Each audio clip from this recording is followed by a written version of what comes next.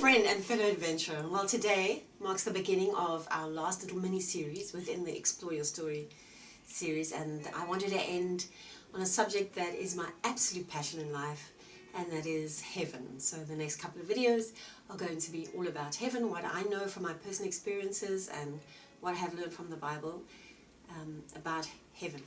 It's rather disturbing to me that most Christians these days don't talk about heaven. They don't talk about heaven to their children.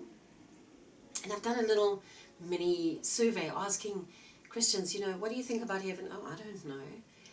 And I've reached the conclusion that the reason why Christians don't think or talk about heaven very much is because it's a slightly embarrassing subject. It belongs in the realm of things like tongues and prophetic actions and people who claim to see angels and all that slightly embarrassing stuff. And heaven just feels like a silly fairy tale, I think, to most Christians. I don't think most Christians actually believe that heaven is real. And, well, you can hardly blame them, because when last did you, for example, hear a sermon about heaven? Have you ever heard a sermon about heaven? I don't think I've ever heard a sermon about heaven. I feel honestly like the freak of the week when I bring up the subject of heaven with many Christians. It's like, oh dear, she's one of those. But oh my word, are we going to have a good time over the next 4 weeks talking about what the Bible says about heaven? Because it says an awful lot, and just because your pastor doesn't say a lot about it, or your church doesn't say a lot about it, or your Christian friends don't say a lot about it, it doesn't mean that the Bible doesn't say a lot about it. It is like that in the course of church history. There was a time when absolutely nobody spoke about the concept of justification by faith. The fact that we receive our salvation by grace, the grace of God, and through faith in the work of Jesus. Nobody spoke about that, even though the Bible is full of that from start to finish. But it just wasn't a revelation at that time in church history, and I think heaven has gone out of vogue, if I can put it that way. And I think the reason for that is life is good for many Christians. Certainly life is good for the very influential, well-resourced Christians. So heaven, well, do we really need it? Well, yes, we do. We really do need it. So as usual, I'm going to kick off by telling you how I discovered about heaven in the first place. And you can read all about that in my book. I start my book in a place called Bishopsford. In Hout Bay was a big rambling property that ran down to a river that unfortunately today doesn't look quite as good as it did back then. We've been having drought and development has happened all around that area. But in those days the river was still wild and natural. It's beautiful, crisp, clear, deep wine red water and sandy banks and bulrushes and a lot of growth on the edge of that river.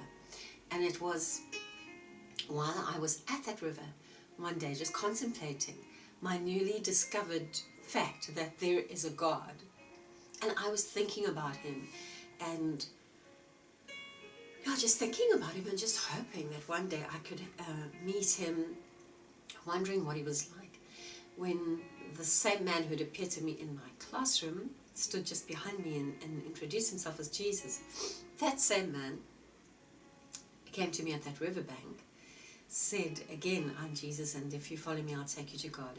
And the next thing I knew, we were going. Now I can't explain how that happened, because I was a child. I was just chatting to him and I wasn't really paying attention to the logistics and the nuts and bolts of how I was doing this. But I was walking up a road and approached a set of gates, and there was a very friendly angel on those gates who looked pretty much like a person, only just a bit different. So for me, it was more like seeing someone from another country, like if you might see a Slavic person or an Oriental person, and they just look very different to your eyes.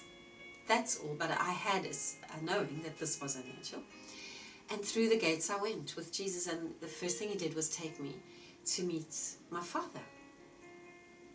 After that, I used to go in and out of heaven actually whenever I wanted to. If I wanted to go into heaven, then I could. I just went down to the river perhaps I could have entered heaven from somewhere else. It didn't occur to me. I would just go down to the original place from where I'd gone to heaven, and I would just walk up this hill. And in my times in heaven there's not that much that I remember, but there are a few very key things that I remember. I do remember that I went up often, and it became, it became like my second home. It was almost the other way around. It became like my first home, and everything on earth was like my second home. It was just sort of a shadow of what I experienced and what I enjoyed when I was in heaven.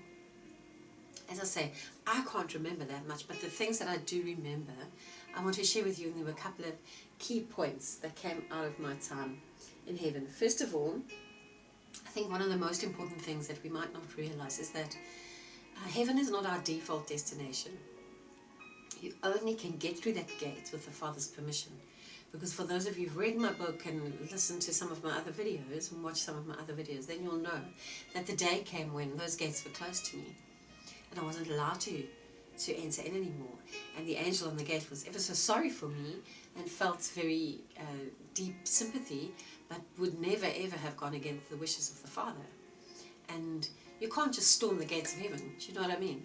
If the Father gives you permission, you can go in, and if the Father doesn't give you permission, you cannot go in. So one of the first things that I learned about heaven is that entry to heaven is completely and only on the basis of the one whose home it is, the one who rules over heaven, which is God, our Heavenly Father in particular. He is the one who has the ultimate say over who does and doesn't enter into heaven. Second thing that I learned about heaven is that it's peopled by many different kinds of people, or beings, should I put it that way. There are plenty of angels there, and there are other types of beings and animals and creatures there as well. And then there are a lot of people who've already passed from earth.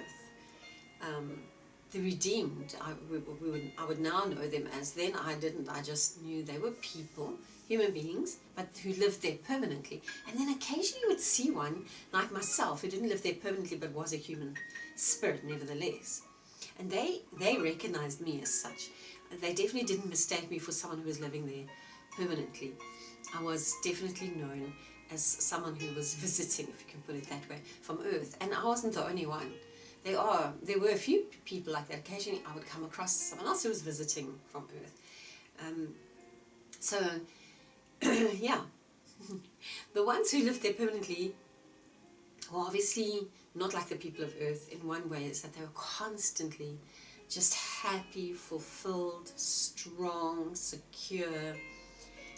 They knew me immediately. I knew them immediately. In heaven it's like that. People know, you know their name, you know about them as you walk past them. You have a knowing of who that person is. And I have a name in heaven, I think I've shared this with you before, guys, which is called Child of God. So people would say, oh, look who's here, Child of God, especially the angels. They would call me that, hello, Child of God. And they were always excited to see me. They liked me. I was a popular little visitor amongst them. I suppose it was quite cute to see a 7-year-old child coming in and out of heaven with the permission of the Father, and just with so much confidence. I don't know, but I know that they were fond of me, and they probably still are.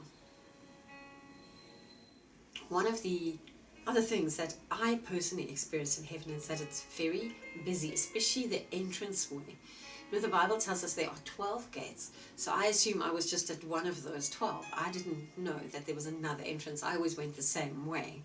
But as you go up that hill, there's a lot of coming and going. I mean, you have to sort of, you have to actually sort of weave your way through all the people that are coming and going. It's almost like you're going into, if you were going to see a busy concert or show or something like that. It's busy. It's not sort of, not like that at all. Very busy, and the angels are working. The angel on the gate is working hard, processing who can come in and who can go. People are leaving, people are arriving. Angels are leaving and angels are arriving. People are going up and down that hill, in and out of heaven. And I was just one of them, of a busy throng, happy, cheerful. loving, busy throng. You never feel, unlike going to a concert or something which you feel claustrophobic and sometimes a bit unsafe and people push you. You didn't feel like that at all. The fourth thing about heaven is that it's Jesus who takes you there. We've discussed this before.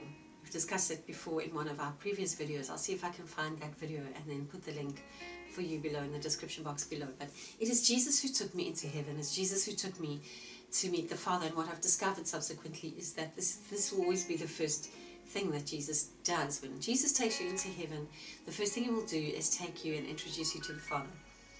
Because that's the protocol of heaven, but also the Father wants to see you. And Jesus also knows you need to see the Father. And you need to experience his love and know that all of this, he's the source of all these good things that you have. You know, your family on earth, your life on earth, earth itself, your salvation, the fact that you have entrance into heaven. It is all motivated by the love the Father has for you. So the Father, and that brings me to point number 5. Heaven is all about the Father. He is the very heart and raison d'etre of heaven. It is his home. He rules over heaven, and he's the one who brings you in to be with him. So he's the one who opens the front doors, if you like, of his very palatial home to you, to come and live there with him. And it's all about the Father. Heaven is centered around God, around the Father, around the Son, around the Holy Spirit. And the throne room of God is at the center of heaven, and everything flows in and out from there. Well, I'm just going to leave it at that for this time. Next time, in the next video, I'm going to pick up more about the interaction between heaven and earth, and what is the proximity of heaven to earth, and what is heaven, in fact. I'll pick that up in the next video. And until then, I'll see you soon. Avante.